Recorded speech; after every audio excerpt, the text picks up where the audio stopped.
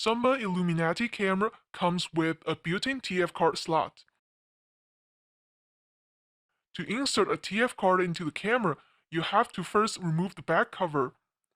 We will first remove the false screws around the back cover.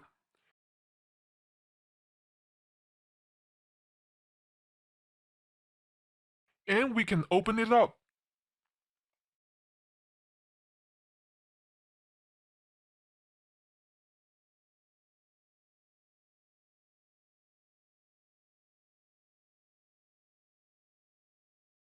The TF card slot is located at the bottom of the lens.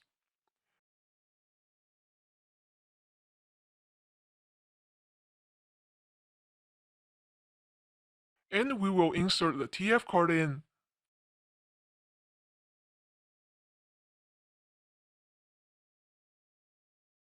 After that, please install the cover back.